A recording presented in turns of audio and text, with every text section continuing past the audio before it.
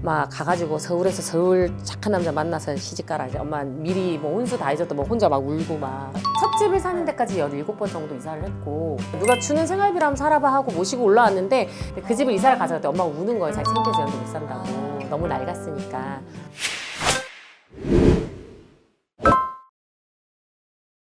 대표님, 근데 두 분 어떻게 친해지셨어요? 제가 꼬셨어요. 화장실 앞에서 아니 사실은 인스타그램을 통해서 그 건물주 스토리나 이런 강의를 한 것들을 우연히 알고리즘을 통해서 봤어요. 저 만나기 전에 네, 봤는데 이 사람은 찐이다. 자기 진정한 진정성, 경험치를 가지고 이야기를 하는구나라는 너무 공감대가 있어서 제가 그때부터 몰래 팔로잉을 하고 봤더니 희한하게 내가 좋아하는 사람들이 좋아하는 사람이라서 저 사람을 언젠가 만나면 내가 꼭 저 사람하고 컨텐츠를 해야지라는 생각으로 마음에 심어뒀는데 우연한 기회에 사적인 모임에서 만나게 된 거예요. 그래서 제가 화장실에 손을 딱 잡고 깜짝 놀랐어요. 어머니 사장님 안녕하세요. 그러니까 연예인이니까 좀 언니가 세 보이잖아요. 나 내가, 기가 죽어가지고. 네. 네네네. 저 너무 팬이에요. 저를요? 이렇게 눈이 네? 이렇게 해서 제가 너무 팬이고 저는 이제 건물 막 지어서 고생하고 있는데 너무 배우고 싶은 것도 많고 너무 존경해요. 우리 친하게 지내요 하고 제가 전화번호 먼저 줬어요. 저희 이번에 뭐 이태리에서 와인 들어왔어요. 뭐 드시러 오세요. 건물에서 전시회예요. 저희 건물에서 뭐 플라워 클래스예요. 배울 게 있으면 그 사람이랑 친해지려고 먼저 항상 연락해요. 그러니까 막 제가 수술하고 막 애 아프고 막 이러면서 정신이 없었거든요. 근데 오늘 또 이렇게 딱 오게 돼서 와 정말 너무 감사해요. 영광입니다. 오길 잘했지 뭐. 그러니까요. 아니 자 여러분 근데 언니의 화려함과 밝음에 여러분이 속으면 안 될 것 같아요. 진짜 찐이에요. 선영 언니가 부산 출신인데 부산에서 언제 서울로 왔을까요? 99년도에 졸업하면서 케이블 아나운서 공채가 돼서 서울을 처음 왔고 이제 직장 생활 1년 정도 조금 하고 아나운서셨어요? 공채를 아니 이게 진짜 연예인인데 이거 정말 다재다능하시고 왜냐면 그 기억하실지 모르겠는데 그때 IMF 직후여서 방송 3사가 전부 공채가 없었어요. 네, 어린이 프로그램 진행자를 하고 있었는데 나 너무 옛날 나이티 나나? 저희 부산 MBC에서 일하는 아나운서나 PD분들은 서울에서 내려온 공채 분들이셨어요. 그래서 그분들이 저를 좀 제가 진행을 잘 하니까 추천서 같은 거 써주셔가지고 사실 그때부터 좀 사람을 잘 지내는 버릇을 하는 게 지금 또 사업하는데 좀 도움이 된 것도 같아요. 경조사 잘 챙기고 이런 거. 그러니까 그때부터 남달랐다는 걸 말씀 나 오늘 자서전 쓰는 거야? 어떡하지? 아니 몇 살 때부터 방송하시죠 그러면? 23살?인 것 같아요. 돈이 없잖아요, 지금 급전이. 그래서 엄마가 이제 동네 갯돈을 이제 1번으로 201번으로 받으셔가지고 이걸로 어떻게든 너 알아서 막 가가지고 서울에서 서울 착한 남자 만나서 시집가라. 이제 엄마 미리 뭐 혼수 다 해줬다 뭐 혼자 막 울고 막 200으로 구할 수 있는 집이 없는 거예요. 그래서 서울에 미리 이제 일찍 올라간 친구 집에 이제 월세가 당시 이제 한 50만 원이면 25만 원, 25만 원 내고 같이 이제 얹혀서 걔가 침대 쓰고 제가 바닥에 이거 깔고 시작해서 이제 건물주가 됐죠. 와 대단합니다. 정말 대단한 거예요. 아니 그럼 건물을 꿈꾼 거는 이게 방송을 하면서 한 20, 30대 때부터 꿈을 꾸신 거죠? 일단 첫 번째는 내 집 마련이었고요. 후배가 개그맨 공채 시험을 보자는 거에서 내가 야 개그맨을 어떻게 해? 그러니까 여자가 MC가 없어 누나. 그러니까 이거 굉장히 정확하게 본 거죠. 그래서 둘이 같이 시험을 봤는데 저만 붙었어요. 콤비로 같이 쳤는데 사투리를 하는 코너로 제가 MBC 공채 입사하자마자 6개월 만에 신인상을 받았죠. 우와. 네, 신인상 받고 끝이에요. 24년째 상복이 없습니다. 그러면 이제 엄마도 부산에서 올라오신 거 아니 같은데? 오래됐죠. 저희 어머니는 누가 갖다 주는 월급 봉투로 살아본 적이 없잖아요. 누가 주는 생활비라면 살아봐 하고 모시고 올라왔는데 그때 당시 잠원 한신 전세가 막 1억 5천이었어요. 그 아파트 전세를 엄마를 데리고 이제 살려고 모자라는 돈을 제가 한 뭐 6천 정도 받고 싶다라고 갔더니 안 되더라고요. 은행에서 거절당했어요. 왜냐면 프리랜서니까. 프리랜서에다가 결혼을 하는 싱글 여자는 전세 대출도 안 되는 거예요. 제가 낸 세금, 종합소득세, 실현자 협회 이런 걸 다 떼가지고 두세 번을 찾아갔더니 부지점장님이 어쨌든 TV에서 본 사람이잖아요. 그러니까 이제 지점장이 해주는 신용대출은 그 정도 5천만 원까지 최대한 나오더라고요. 그때 처음으로 은행 자금을 이용해서 월세를 줄이는 걸 했고 그 전세 자금을 가지고 그때부터 내 집 마련을 하는 것들을 시작을 했죠. 그럼 결국에 내 집 마련을 하셨고 첫 집을 사는 데까지 17번 정도 이사를 했고 마지막에 살았던 집이 50평 전세였기 때문에 엄마는 되게 이제 친구들한테 허세 부리고 싶죠. 자기가 너무 고생했으니까 엄마가 맨날 뭐 니는 좋겠다. 뭐 한번 나가서 웃고 까불면 뭐 200만 원씩 막 뭐 들어오고 막 코디 비용, 매니지먼트 회사 줄 거 이런 걸 하나도 모르시니까 엄마가 어느 순간 이제 친구들 만나면 본인이 항상 사고 자 청담동 커피숍 다니고 이걸 딱 보면서 그렇게 좀 누리시라고 했지만 한번 정신을 바짝 차려야 될 것 같더라고요. 그래서 제가 어떻게 했냐면 그러면 자식한테 의지하지 않는 부모를 만들어 줘야겠다. 그래서 38년 차 된 되게 노후한 아파트 25평을 대신 대지가 11평이 있길래 그걸 샀어요. 근데 그 집을 이사를 가져갈 때 엄마가 우는 거예요. 자기 창피해서 이런 데 못 산다고. 너무 낡았으니까.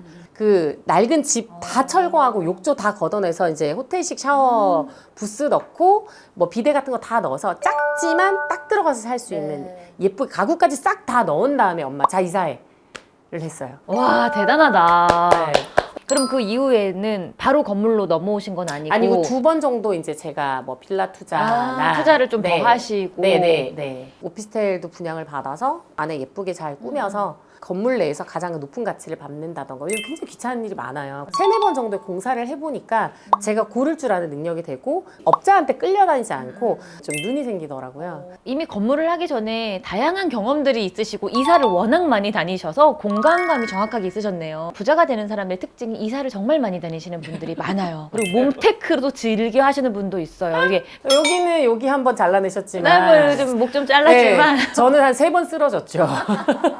연예인은 대출도 잘 나온다. 안 대출 돼요. 90% 나온다. 아예 안 라고 나와요. 생각하는데 전혀 이게 네. 아닌가요? 그래서 연예인으로 내가 연봉을 20억을 찍어도 그게 대출 금액으로 인정이 안 돼서 그래서 제가 사업을 시작한 거예요. 제품이 돈을 버는 시스템을 만드는데 지난 5년을 썼고 그 재무제표가 저희 회사의 성적표가 되어서 대출을 무난히 1금융권에 잘 일으켜서 이제 이사를 할 수 있게 된 거죠. 예를 들어 내가 건물주를 하기 위해서 직장을 그만두시는 분들이 있어요. 절대 안 돼요. 대출 안 나와요. 1조를 판다는 다 판다 안선영 언니도 대출이 안 나온다는 이야기 충격입니다. 저는 오히려 개인 부동산 자산이 담보가 되어줘서 그걸 담보했기 때문에 또 대출을 일으켰죠. 어떻게 하면은 좀 꿈과 희망이 되는 그런 이야기를 좀 한번 해주세요. 운동화부터 신으세요. 나 운동화 신었는데 아유 언니는 오늘 너무 멋진 거 신었다. 저는 오늘 이제 오드리 TV 오니까 신경 쓴 거고 바닥에서 시작해본 제가 감히 말씀을 드리자면 저는 첫 번째 목표가 서울 시내 한복판에 자가의 아파트를 갖는 게 목적이어서 신용도를 쌓기 위해서 10년간 쉬지 않고 일을 했었고 그리고 두 번째 똑같은 단지 안에서도 보증금액을 늘리고 월세액을 줄여서 은행 이자율에 맞추는 연습을 17번의 이사를 하는 걸 귀찮아하지 않았고 쓸데없는 물건을 사지를 않았어요. 조립식침대 저랑 굉장히 비슷해요. 큰 식탁 이런 거 없이 그냥 밥상 헬로키티 밥상 저 아직도 있거든요. 처음 샀던 거. 이제 그리고 물질에 그닥 그렇게 연연해하거나 남이 나를 어떻게 보느냐에 크게 신경 쓰지 않았다는 게 저의 이제 특징이고 또 세 번째 비용이 없을 때 미리 준비를 하셔야 돼요. 왜냐면 비용이 없을 때 그나마 시간이 있거든요. 비용이 다 마련됐을 때 보러 다닐 시간이 없어요. 100개를 받기 때문에 이 건물이 나타났을 때 바로 망설임 없이 다음날 보증금 계약금 쏘고 시작을 했거든요. 원하는 동네를 찍으셨다면 커피를 드셔도 그 동네 가서 드시고요.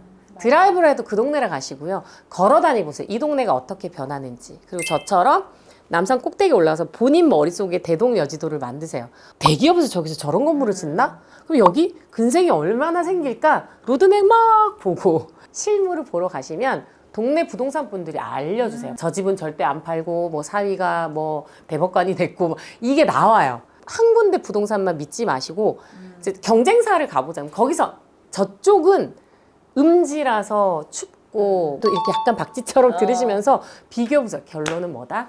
운동화 신고 많이 돌아다니셔야 손해 없는 부동산 투자하신다라고 생각합니다. 정말 엄청납니다. 와, 진짜 마지막으로 너무 궁금한 거는 앞으로 우리 안선영 대표님의 꿈은 무엇일까요? 떠돌아다니지 않고 프로그램이 들어올 때까지 기다리지 않고 직접 만들게. 그래서 저만의 방송국을 만든 거잖아요. 그래서 지금 라이브 커머스 이제 대행을 열심히 운영을 하고 있는데 올해의 목표는 해외 거래에 들어가는 K 상품들의 라이브 커머스까지 대행을 하는 유일무이한 브랜드가 되는 게 저희 목표입니다. 올해 안에 제가 이렇게 뱉었기 때문에 반드시 실행하는 모습을 보여드리도록 하겠습니다. 자, 그러면 이제 부동산 투자의 계획은 어떻게 되실까요? 제대로 된 오피스 공간이 들어갈 수 있는 2차적인 이제 투자를 또 하는 게 사실 솔직히 말씀드리면 저 건물 짓다 죽을 뻔해서 너무너무 마음도 상하고 몸도 다치고 너무 힘들어서 다시는 내가 건물 짓지 않고 잘 지어진 건물에 들어가겠다라는 생각을 갖고 있었거든요. 모들이랑 얘기를 하다 다시 한번 결심했어요. 이 미친 짓을 내가 한 번 더 해야겠다. 한 번이 안 끝나고요. 언니, 한 번 사신 분이 2번, 3번, 4번, 5채 이렇게 쭉쭉 늘려가요. 이게 중독성이 있고 진짜 마약보다 더 무서운 것 같아. 이번엔 시세 차익이 많이 나는 건물 투자를 한번 해보는 게 저희 목표예요. 30% 이상? 아마 언니가 요 동네 다 먹을 게 아닌가. 또 운이 좋은 게 제가 먼저 매입을 하고 나서 정부 청사가 일로 이제 대통령이 이리로 이사를 오셨고요.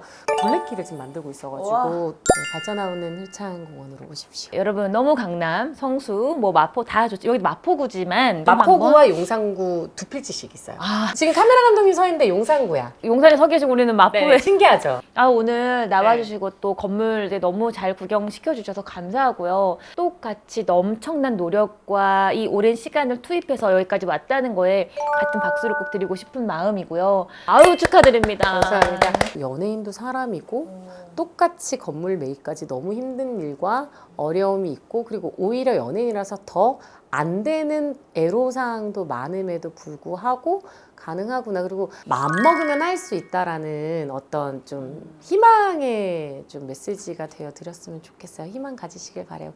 꿈만 꾸는 게 아니라 실행하는 작거니까. 네, 이루어보시길 바래요. 감사합니다. 감사합니다. 아유, 오늘 감사합니다. 안녕.